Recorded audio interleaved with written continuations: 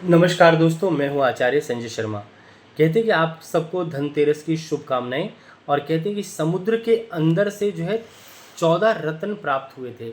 उन 14 रत्नों में से एक अमृत कलश भी था, जो 13वें रत्न के ऊपर में निकला था, 13वें रत्न के रूप में। कहते हैं कि जब समुद्र मंथन हुआ तो उससे हमें क्या फ़ायदा मिला। कहा जाता है कि समुद्र मंथन में 14 जेमस्टोन की तरह चीज़ें निकलीं, और सबसे पहले उसमें जो निकला विष निकला।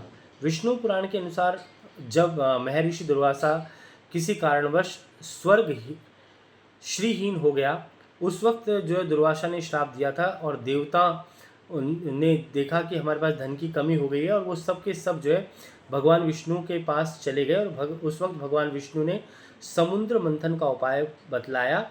इससे जो अमृत निकलेगा, जिससे ग्रहण करने के बाद सभी देवता अमर हो जाएंगे और उनके पास श्री लक्ष्मी की प्राप्ति होगी। और 13वें रूप में ये निकला। कहा जाता है कि समुद्र मंथन से और भी काफ़ी सारी चीज़ें जो है निकली, और जो धन ऐश्वर्य को देने वाला है। और विष्णु पुराण के अनुसार सभी की सभी असुरी शक्तियों का नाश भी करने वाला है। और कहते हैं कि जो अमृत को पी लेता है वो अमर हो जाता है। तो इसी विषय में आज मैं आपको बताता हूँ कि क्या क्या निकला। पहला जो रत्न था, कहा जाता है कालकूट विष। कालकूट विष जो था भगवान शिव ने पी लिया था, क्योंकि पृथ्वी के ऊपर अगर विष में हो जाती तो पृथ्वी के अंदर जहर फैल जाता, जिस कारण से जो है भगवान शिव ने उस विष को ग्रहण कर लिया और अपने कंठ में जो है समा लिया। दूसरा जो है कामधेनु गाय जो है प्राप्त हुई, और कहा जाता है कि कामधेनु गाय को ब्रह्मवादी ऋषियों ने ग्रहण कर लिया था। और कामधेनु गाय मन की निर्मलता का प्रतीक मानी गई है, कि हमारा मन जो है निर्मल रहे। उसके अलावा अगला जो निकला वो है उच्चैश्रवा घोड़ा। जो सफ़ेद रंग का जो है घोड़ा होता है वो उच्चैश्रवा कहलाता है। विष्णु पुराण के अनुसार जब समुद्र मंथन हो रहा था तो उस वक्त तीसरे नंबर पर उच्चैश्रवा घोड़ा निकाला गया, जो सफ़ेद रंग का था। माना जाता है कि उच्चैश्रवा घोड़ा को राक्षस राज बलि ने अपने पास रख लिया। उसके बाद ऐरावत हाथी निकला, और ऐरावत हाथी आपको सबको मालूम ही है ऐरावत हाथी किसके पास रहता है। ऐरावत हाथी जो है इंद्र ने अपने पास रख लिया।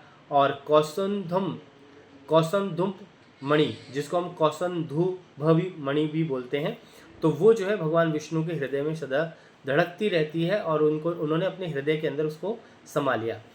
कहा जाता है कि कल्प वृक्ष जब समुद्र मंथन के रूप में छठे रूप में जब निकला, तो ये इच्छा पूर्ति का वृक्ष है, जो पृथ्वी पर भी देखा जाता है, स्वर्ग में भी स्थापित है। तो कल्प वृक्ष के दर्शन मात्र से व्यक्ति के जीवन की दरिद्रता नष्ट हो जाती है। उसके अलावा रंभा अप्सरा भी जो है इंद्र के दरबार में चली गई।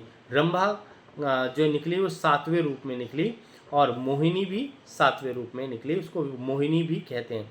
लक्ष्मी माता का जो आगमन हुआ वो वहाँ से विष्णु पुराण में 8वें रूप में प्रकट हुई हैं, लिखा हुआ है। और लेकिन भगवान विष्णु की शरण में वो चली गई।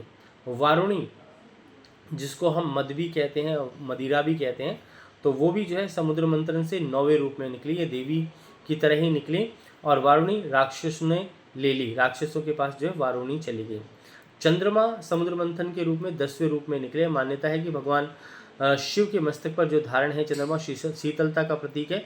जब भगवान शिव ने जो है जहर को विष को ग्रहण कर लिया था, तो उनके शरीर में, पूरे शरीर में गर्मी हो गई। इस कारण से शीतलता के लिए जो है चंद्रमा को जो है भगवान शिव ने अपने मस्तिष्क पर धारण कर लिया था। दूसरा परिजात वृक्ष, ये 11वें रूप में निकला है समुद्र मंथन से। और ये कहते हैं कि परिजात जो वृक्ष है, इसको छूने से कितनी बड़ी थकान आपके जीवन में हो, वह सारी की सारी थकान जो है मिट जाती है। उसके बाद जो है 5 जन्य शंख निकला, और 5 जन्य शंख जो है 12वें रूप में निकला, जो भगवान विष्णु ने अपने पास रख लिया। और उनके हाथ में आप देखेंगे शंख, चक्र, गदा और पद्म है, तो उसको भगवान विष्णु धारण कर लेते हैं, और उस शंख की पूजा से विशेष लाभ रहता है। समुद्र मंथन में 13वें क्रम में धन्वंतरी भगवान प्रकट हुए। भगवान धन्वंतरी ने अपने हाथों में अमृत कलश लेकर निकले। भगवान धन्वंतरी को निरोगी तन और निर्मल मन का प्रतीक माना जाता है। तो इस प्रकार से 13-14 जो वस्तुएं समुद्र मंथन से निकली, उन वस्तुओं का हमारे जीवन में बड़ा ही महत्व है। कहते हैं कि जब भी जो भी समुद्र मंथन से चीज़ें निकलती हैं, समुद्र से जो चीज़ें आती हैं, आज भी 5 जन्य शंख हमें जो है समुद्र से ही प्राप्त होता है। कौड़ी भी हमें समुद्र मंथन से प्राप्त होती है। और आप देखें कि जो जो समुद्र से निकली हुई चीज़ें, उनकी विशेषताएं काफ़ी ज़्यादा लाभ देने वाली होती है, उन सब का आप पूजा में इस्तेमाल कर सकते हैं। तो ये थी समुद्र मंथन की कथा, और धनतेरस पे आप सबको शुभकामनाएं, और ये प्रयोग जरूर करें।